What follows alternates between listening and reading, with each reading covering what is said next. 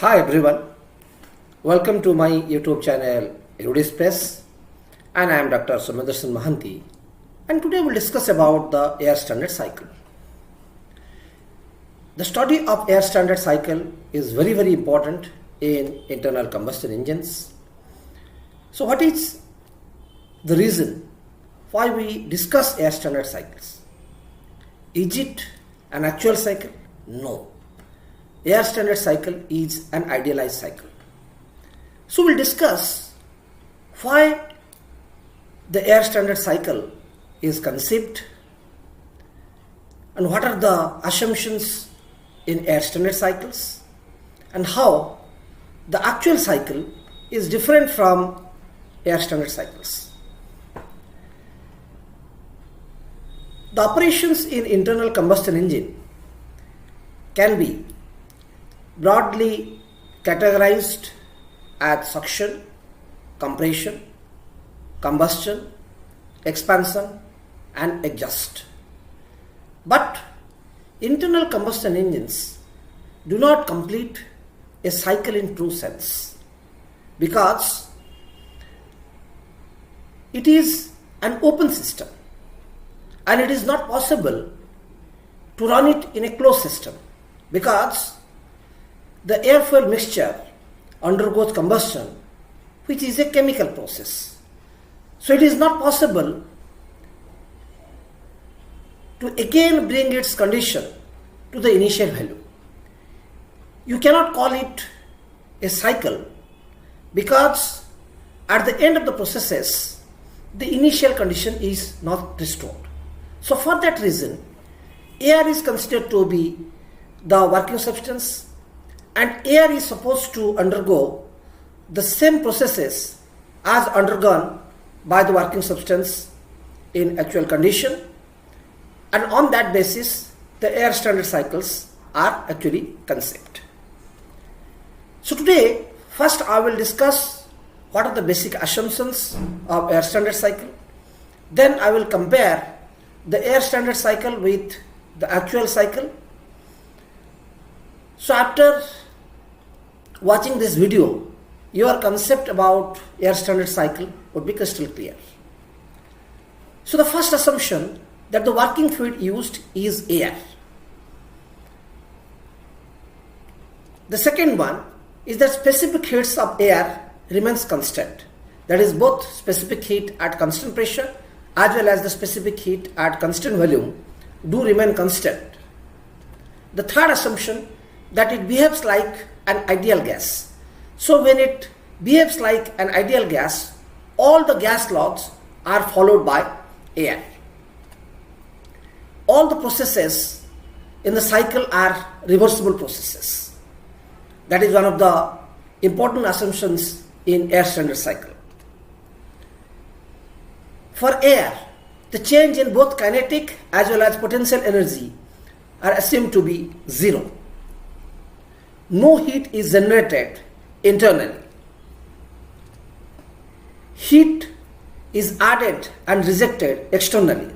That means the heat is added from a very high temperature reservoir and heat is rejected to another heat reservoir. The cycle is a closed one and the processes are non-flow processes. That means it is a closed system. Neither substances from outside is allowed to enter the system, nor it is allowed to leave the system. Next is that the frictional losses are assumed to be zero. There is no friction when the processes were taking place. Now we'll compare the air standard cycle with the actual cycle. First, in air standard cycle the working substance is air, whereas in actual cycle the working substance is a mixture of air and fuel. Be it your spark ignition engine, be it your compression ignition engine, the working substance in actual cycle is always air-fuel mixture. Air is assumed to behave like a perfect gas in case of air standard cycle, whereas in case of an actual cycle, the working fluid behaves like a real gas. So it doesn't follow the laws of an ideal gas. Specific heats, whether it is specific heat at constant pressure or specific heat at constant volume, both remain constant for air standard cycle, whereas in actual cycle they do vary with respect to temperature. We do carry a misconception that specific heat always remains constant. Specific heats do vary with variation in temperature, and that is observed in case of actual cycle. The processes are non-flow processes. That means it is a closed system. Neither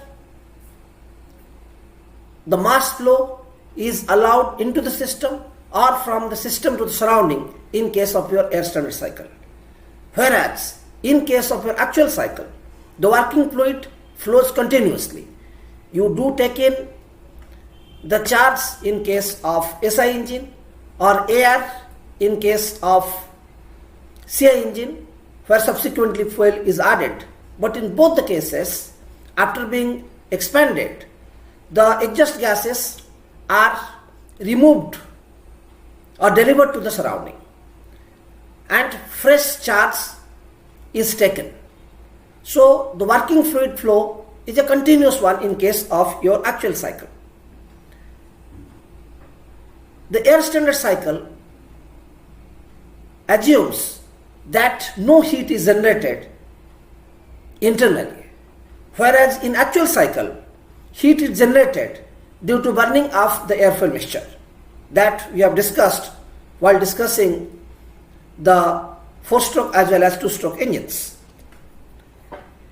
Heat is added externally when it comes to air standard cycles. So you do have heat reservoirs, and from heat reservoir heat is added to the system in case of air standard cycles.